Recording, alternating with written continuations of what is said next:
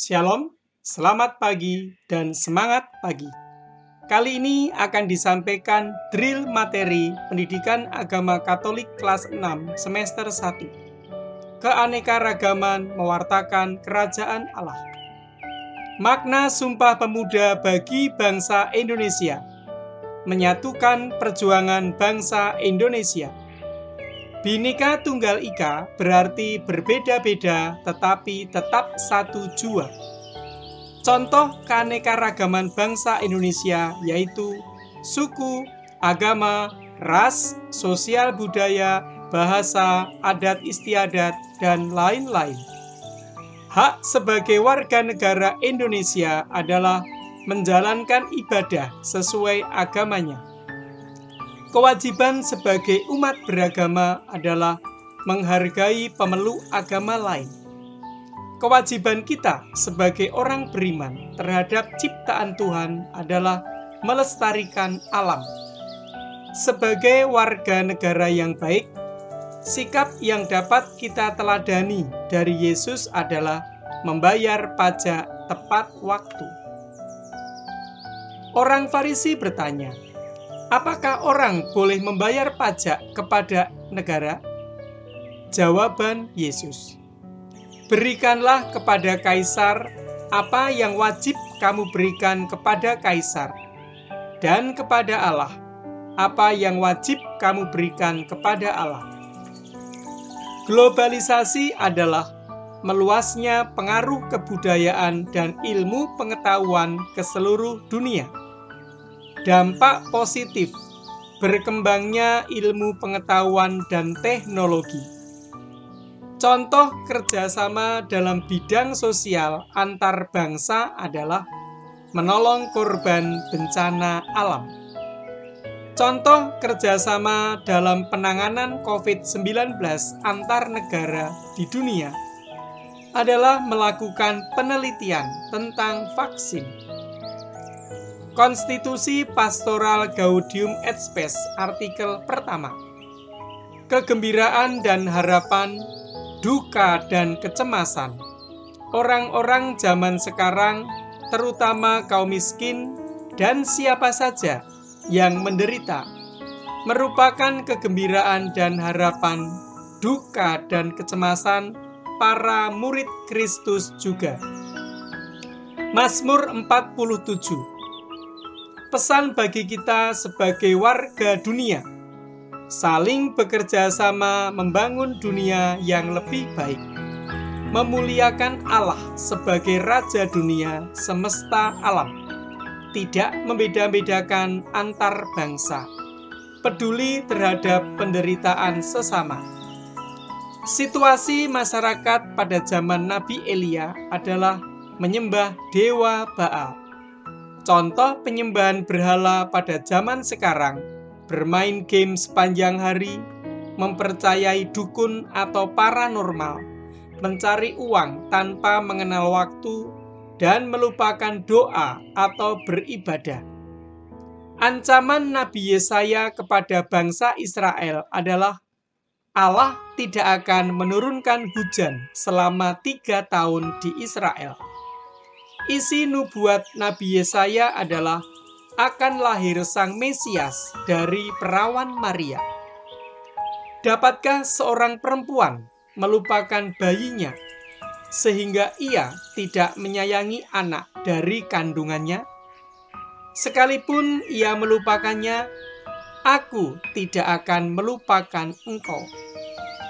Yesaya menggambarkan Allah yang sangat peduli dan mencintai manusia tanpa batas. Isi pewartaan Nabi Amos adalah agar umat Israel kembali kepada Allah. Situasi yang dialami oleh masyarakat Israel pada zaman Nabi Amos, kekayaan yang dikuasai oleh sekelompok kecil orang yang serakah. Orang-orang yang berkuasa dan kaya menipu dan memeras orang-orang kecil. Upacara keagamaan yang meriah hanya merupakan alasan untuk menutupi kejahatan para penindas dan penipu, atau dengan kata lain, Ibadat yang mereka lakukan penuh kepalsuan yang tidak disukai oleh Allah. Para pemimpin bangsa Israel digambarkan seperti lembu basan yang gemuk. Hal ini menggambarkan bahwa para pemimpin yang suka memeras dan menindas orang miskin. Raja Koresi mengizinkan dan membebaskan bangsa Israel kembali ke Yehuda untuk membangun kembali Bait Allah. Sikap yang baik dalam menghadapi penderitaan adalah berdoa dan percaya kepada Allah. Kerajaan Allah merupakan keadaan yang sejahtera, adil, damai, bahagia, dan penuh kasih. Manfaat kesetiaan dalam hidup sehari-hari adalah mampu membuat seseorang untuk menepati janji, komitmen pada suatu kesepakatan, tidak membuat orang lain kecewa, membangun sikap saling percaya, dan lain-lain. Tujuan Yesus mewartakan kerajaan Allah dengan perumpamaan adalah mudah dipahami untuk dilaksanakan.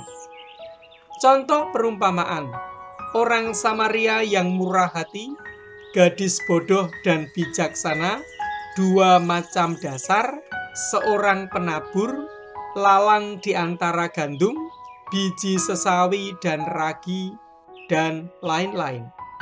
Yesus melakukan berbagai mukjizat untuk menyempurnakan kasih Allah serta kehendak Allah bagi manusia.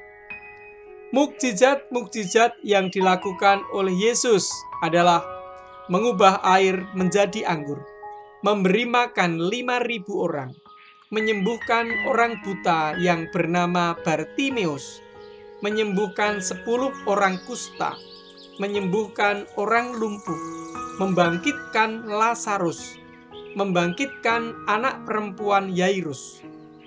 Pesan yang dapat kita peroleh dari kisah Yesus menyembuhkan anak Yairus adalah Yesus membutuhkan iman yang kuat dari orang yang membutuhkan.